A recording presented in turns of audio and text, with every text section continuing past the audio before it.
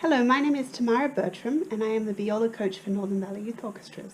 Today I'm going to demonstrate for you the Philharmonic audition material and give you some tips on how to practice it and also how to get the best sound quality possible in your recording. So the first thing you have to record is your G major scale, and that is 2 octaves, which involves also a shift on the D string. So I will demonstrate just that shift first and then I'll put it together in the scale. So once you come up on the D string and you've got an F sharp, the next note is a first finger in 3rd position. And you want to make sure that you're shifting up really smoothly. Alright, don't rush, don't shift up too quickly and don't shift up too slowly, otherwise the tempo will go out. It's a good idea also to have a metronome to practice with, just so you make sure that your notes are all consistently the same length. Okay, and between every note you want to be very connected, and that will come if you have a good bow hold and if you soften the change of bow. Alright, I will demonstrate. So I'm going to have a good amount of bow, really long bow, a nice solid tone on every note. Here we go. 3, 4.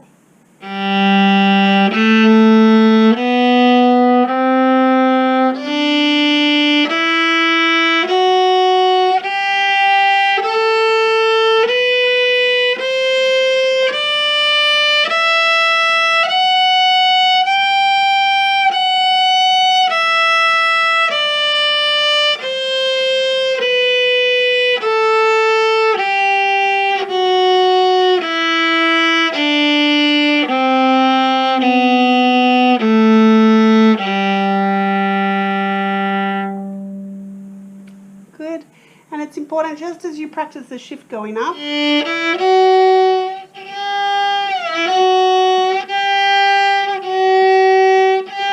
it's important to practice also the shift coming down. And you can do this by playing the first note, the first finger in 3rd position, and then you shift it, and then back up.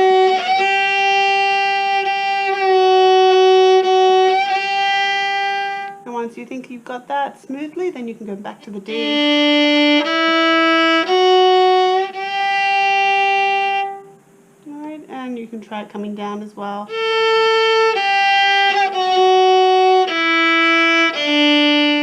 So it's important to be really focused on that D string, because the rest of it comes almost naturally, but when you get to that D, you really need to attack the shift and get it exactly precise. Right? And then once you're up there, making sure that you've got the right spacings and keep your fingers down so that they do stay in tune right up to the 4th finger. Alright? Going on to the next scale, this is B flat major.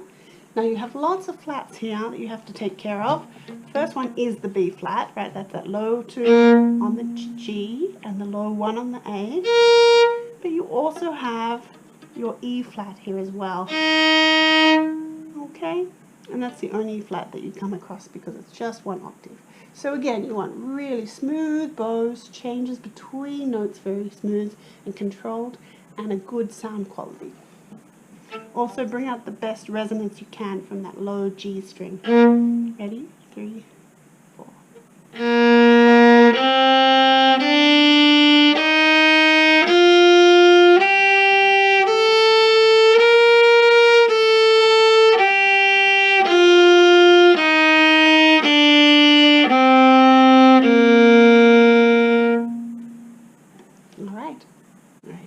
Moving on to the excerpts. The first one is quite fast, and it's important to use the metronome. I just have a metronome app on my phone, but it sets the tempo and it really lets you hear what it should feel like. Bop, bop, bop, bop, bop, bop, bop, bop, bop. Now if that's a little too fast the first time through, then you might want to try it at a slower tempo, even build it up from 80 or 90, even 90, 92, and then you try it again at 100, and then you try it again at 120, or 110 before you do then finally 120 as your final tempo. So you can practice that nice and steady. Okay, now the 8th notes that you have, it's important that they're not too choppy. They can be short because they do have dots, but each one of them has to have a little bit of length just so you get a good resonance off the string and it's not too crunchy. because you don't want that sort of sound. All right. The other thing is that there's a lot of them here, and then it repeats and repeats and repeats. Bum, bum, bum, bum, 2, 3, 4. And so a good idea while you're trying to count them is to write the numbers in on top of the music so that you don't lose count as you're playing. And then as soon as you finish that, the last one, then suddenly you get this.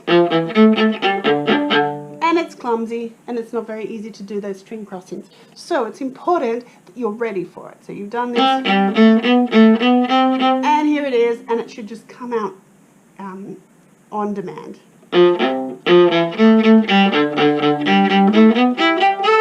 Okay, and then you get to that fortissimo there at letter E, and that's important that you have the melody there and that it comes out strong and loud. Okay, before that you just did a mezzo forte, so you don't want to push too hard with your sound. It's better to focus on good articulation while you're doing that. All right, and then as soon as you get to E, okay, so do practice first the coming out of the pattern, this thing, and then eventually put it all together. All right. Once you finish that section, then you've just got the ending, which is your pizzicato. And it's important to count, so that you do those rests and that they stay in time, and then you're ready to do the pizzas when you need them. Okay, so I'm starting my metronome. Again, you don't have to record it with the metronome, but it's a good idea to at least play it through with a metronome first, then stop and then record it without, and see if you can keep the same tempo. So here we go. 1, 2, 1, 2.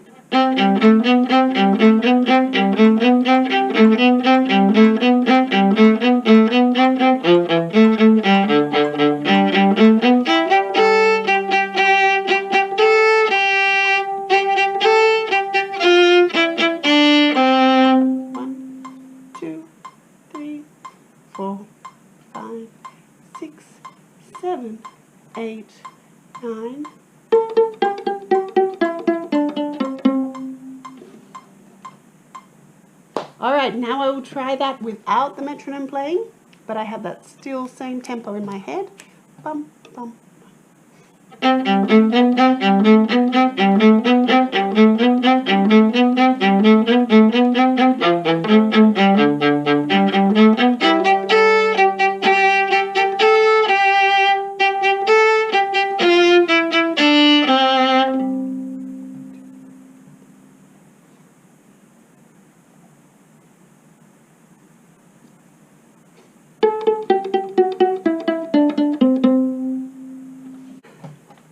The second excerpt is from the bowel masqué, and this is a really important solo moment, and it has written on top of the first note soli, which means that it's just violas alone. So it's a really important moment in the piece, and it's a time that you need to be very expressive and really bring out the a louder dynamic so that you can be heard. This piece also has 3 flats, so you don't want to miss any of these flats, right? You have your B flat, just like your B flat major scale. You also have the E flat, which was also in your B flat major scale, but then we have an added A flat, okay? So you have that low. Do we have any A's in this piece? I don't. Oh, yes, you do. At the very end it goes, and then also measure 5, you've got that A flat there, which is a low 1 on the G. So you have to use your whole bow, right, and really have a picture in mind. It doesn't necessarily have to sound sad, but it can sound very dramatic, or think of a story that you're trying to tell through the notes, as if you're singing a song or trying to tell me something important about the bow. Let's have a look if there's any tricky spots. One more thing, that if you have done some vibrato before, this is a really good opportunity to incorporate it, because you have really long notes, so you have time to enjoy that vibrato as you play it. Another thing that's important is to subdivide and really not feel it almost in one. Even though the metronome's ticking at 108, you still have to feel the strong downbeat when you play in 3/4. So I'll demonstrate it first, and then I'll talk a little bit about how you can practice it. Here we go. Again, I'm going to start with my metronome. Bum, bum, bum, bum. So it's actually not that fast. Ready? 1, 2, 3.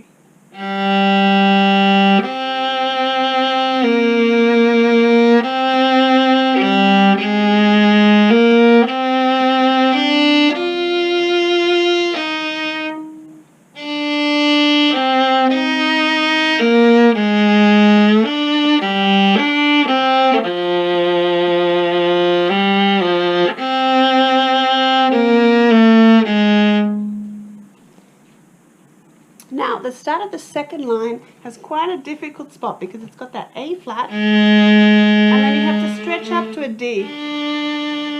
Now, you could do this with an open, but you have to be careful that it doesn't come out too abruptly. So,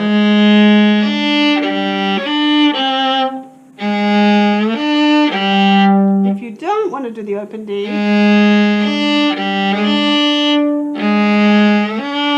then you have to stretch back with that first finger, with the fourth.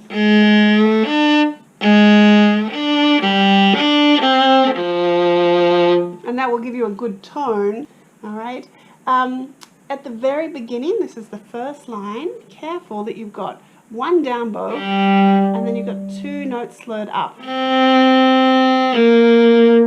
So that tells me that you need to start probably around the middle or even closer to the tip, so that you've got lots of bow for those second two notes. And then you have a tiny little accent there at the beginning. And it grows. And then you've got a crescendo. Alright, and that's really the climax, and it goes up to that spot, and then it comes down a little bit, and you've got even more of a diminuendo as you go. So.